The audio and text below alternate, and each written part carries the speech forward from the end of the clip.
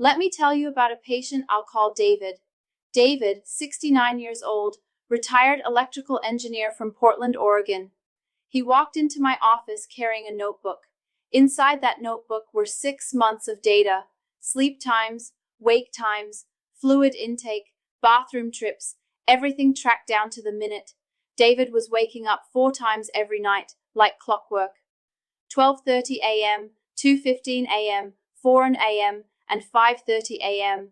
He tried everything the internet told him to try: stopped drinking water after 5 p.m., cut out all caffeine, took saw palmetto supplements, even started taking tamsulosin, a prostate medication his doctor prescribed. Nothing worked. He looked at me exhausted and said, "Doc, I've eliminated every variable I can think of. What am I missing?" And that's when I asked him something nobody had ever asked before. "David, show me exactly how you sleep. What position are you in?" He looked confused. "On my back, flat." "Why does that matter?" "Everything, David, it matters everything. Because I'm about to show you something that will change how you think about nighttime urination forever. The reason you're waking up has almost nothing to do with your prostate size, your water intake, or even your age. It has everything to do with physics. Specifically, the physics of gravity, fluid dynamics, and pressure distribution when your body is horizontal for 8 hours. I'm Dr. Jane, a urologist with 18 years of clinical experience, and in the next 18 minutes, I'm going to walk you through the 5 biggest physics mistakes people make with their sleeping position. Mistakes that are forcing your kidneys into overdrive and your bladder to fill faster than it should. We're counting down from number 5 to number 1, and number 1 is the position mistake that affects nearly everyone over 60. It's the reason David went from 4 bathroom trips per night to 1 within 3 weeks. No medication, no surgery, just understanding how gravity works on your body.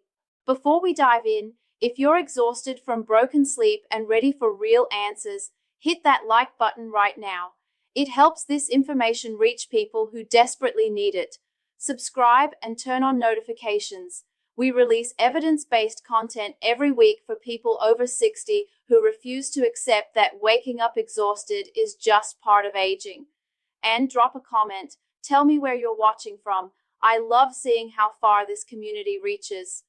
All right, let's count down the 5 biggest sleeping position mistakes, starting with number 5. Mistake number 5. Your head elevation is creating bladder pressure you don't even feel. Most people think pillow height is about neck comfort. It's not. It's about pressure gradients in your body. Here's what happens when your head is elevated too high on thick pillows. When you prop your head and upper body up significantly, say 2 or 3 stacked pillows, you're creating a slope. Your torso is elevated. Your pelvis and bladder are lower. Gravity pulls fluid downward along that slope. All night long, fluid is being drawn toward your pelvis and pooling around your bladder. But here's the part most people miss. Your bladder sits in your pelvis like a balloon in a bowl. When fluid accumulates around it, in the surrounding tissues and blood vessels, it creates external pressure on the bladder walls.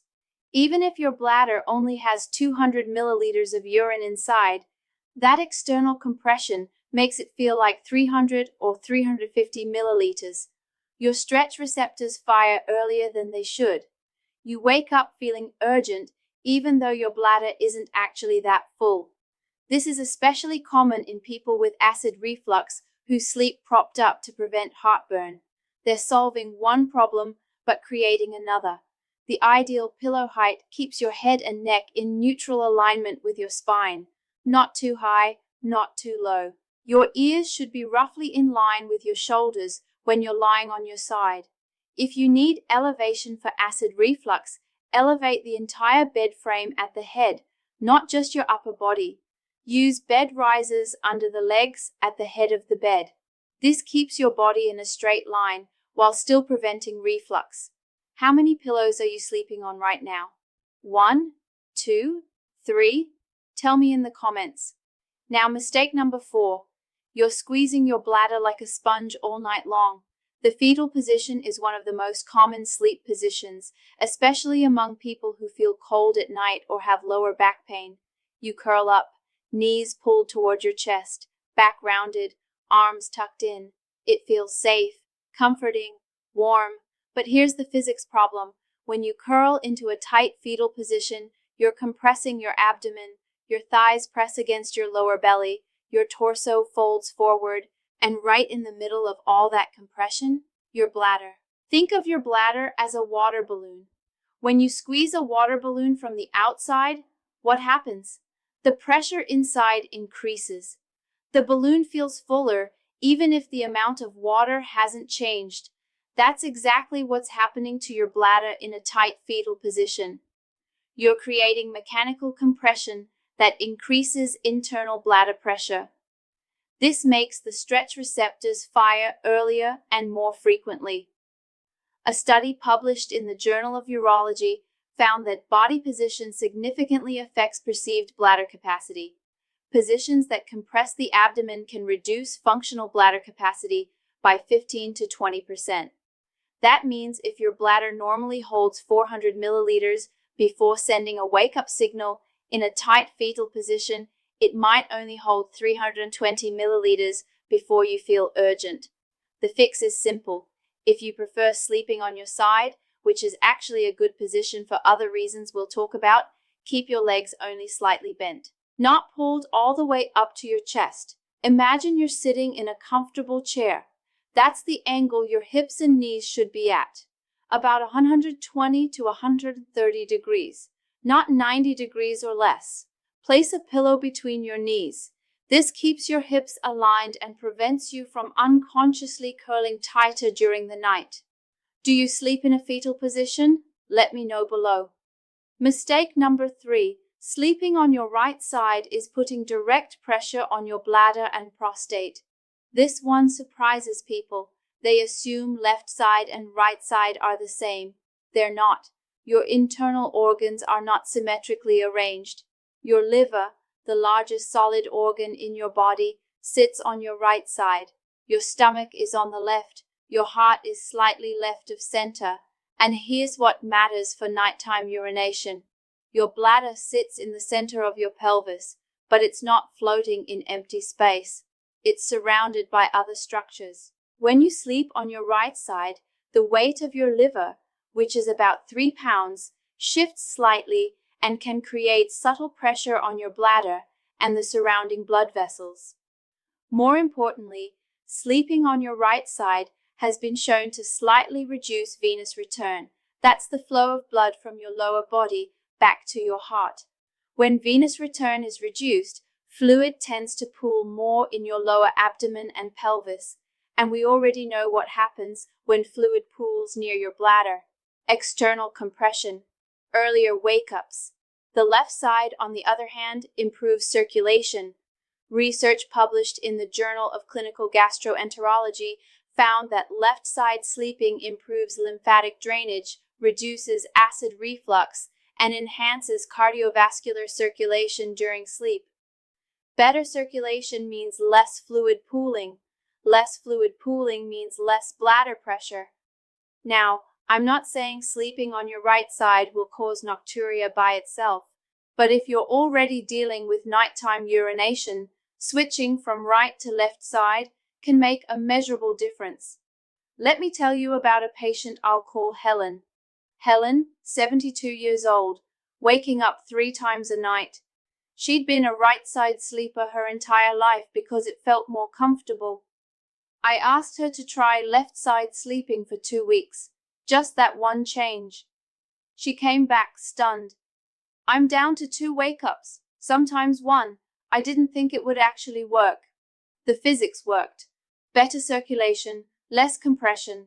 Which side do you sleep on, right or left? Drop a comment and let me know. Now, mistake number 2. Your kidneys are in overdrive because gravity has nowhere to pull fluid except into your core. This is the mistake that affects almost everyone, and it's the one David, the engineer from the beginning, was making. All day long, while you're standing and sitting, Gravity pulls fluids down into your legs. This is normal.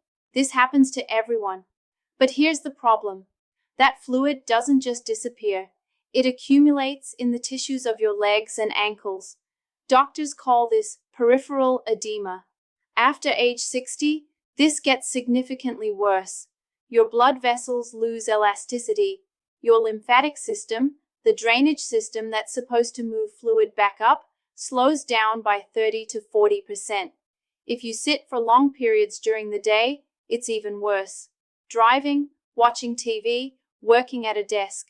By the end of the day, you might have 300 to 500 milliliters of excess fluid sitting in your lower legs. You might not even notice it, but it's there. Then you go to bed. You lie down completely flat. For the first time in 16 hours, gravity is no longer pulling that fluid down into your legs. It has nowhere to go but back into your central circulation. Over the next 2 to 3 hours, that fluid slowly re-enters your bloodstream. Your blood volume increases. Your kidneys detect the increase and start producing urine to filter it out. This process peaks right around 1 to 3 a.m., exactly when you're waking up. This is called nocturnal polyuria, driven by postural fluid shifts, and it's one of the most common causes of nocturia in older adults. A landmark study published in 2015 in the Journal of the American Geriatric Society confirmed this. Researchers had patients with nocturia elevate their legs for 2 hours before bed to drain that accumulated fluid while they were still awake. The results? Significant reduction in nighttime urination, not because they changed what they drank, but because they managed the fluid shift before it happened during sleep. The solution has 2 parts. Part 1. Leg elevation before bed. 1 to 2 hours before you plan to sleep, lie down on the couch or floor and prop your legs up, higher than your heart. Use pillows, an ottoman, or rest them against a wall. Gravity drains that fluid back into circulation early. Your kidneys process it. You urinate before bed, and you start the night with a much lower fluid load. Part 2. Slight elevation while sleeping. You don't want to sleep completely flat. Use a small wedge pillow under your knees if you're a back sleeper, or place a pillow between your knees if you're a side sleeper. This maintains slight elevation and reduces the speed of fluid shifting back into your core overnight. David, the engineer, this was his breakthrough. He started elevating his legs every evening for 90 minutes while watching the news. Then he added a small wedge pillow under his knees at night. Within 2 weeks, he went from 4 wake-ups to 2. Within 4 weeks, down to 1. His prostate size hadn't changed. His medication hadn't changed. The physics changed. Do you elevate your legs before bed? Have you ever tried it? Let me know in the comments. Now, the number 1 mistake. The most powerful position change of all. Your entire bed should be angled, not just your head or legs. This is the physics principle that ties everything together, and almost nobody knows about it. We've talked about pillows, we've talked about side sleeping, we've talked about leg elevation, but here's what researchers have found. The single most effective sleeping position for reducing nocturia is a full body incline. Not just your head elevated, not just your legs, your entire body at a slight angle, specifically 15 degrees. When your entire bed is elevated 15 degrees at the head, you create the optimal angle for 3 critical things. First, gravity assists venous return from your legs without creating the compression problems of stacked pillows. Blood and lymph fluid drain gradually and evenly throughout the night instead of all at once when you lie flat. Second, the 15-degree angle reduces pressure on your bladder. Your bladder sits at a natural angle in your pelvis. When your whole body is inclined, the bladder is positioned in a way that reduces stretch receptor sensitivity. Third, this angle improves diaphragmatic breathing. Your diaphragm, the muscle responsible for deep breathing, works more efficiently at this angle. Better breathing means better oxygenation. Better oxygenation means deeper, less fragmented sleep. And when your sleep is deeper, you're less sensitive to minor bladder signals. Research published in Sleep Medicine Reviews found that patients who slept on a 15-degree incline experienced a 40% reduction in nighttime awakenings compared to sleeping flat, even when total urine production remained the same. The key word there is even when total urine production remained the same. They were producing the same amount of urine, but the position change meant they weren't waking up for it. How do you achieve a 15-degree incline? Option 1. Adjustable bed frame. If you have the budget, this is the gold standard. You can set the exact angle and adjust it as needed. Option 2. Bed wedge. You can buy a full-length foam wedge that goes under your mattress or on top of it. These typically run between $50 and $150. Option 3. DIY bed risers. Use bed risers or wooden blocks under the legs at the head of your bed. To get 15 degrees, if your bed is 80 inches long, the head should be elevated about 21 inches higher than the foot.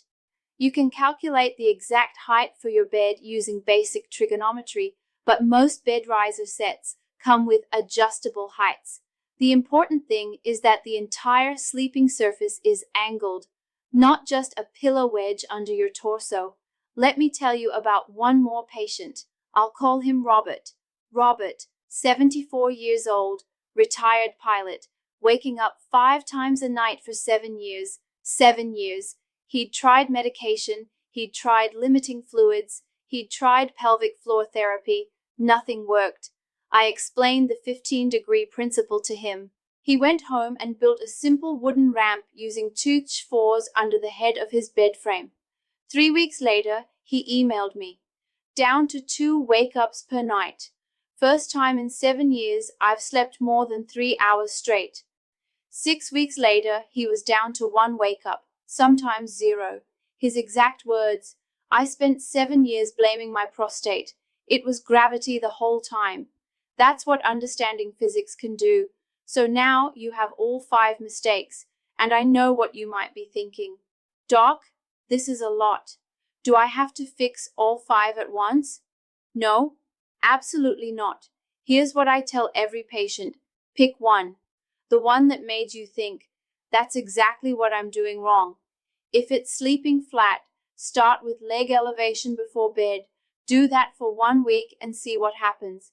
If it's pillow height, adjust that tonight. It costs nothing. If it's side sleeping, switch from right to left. Give it 2 weeks. Master one change, see results, then add the next. Small, consistent changes create permanent results. Trying to overhaul everything at once creates overwhelm and failure. Which mistake was your aha moment? Tell me in the comments. That's your starting point.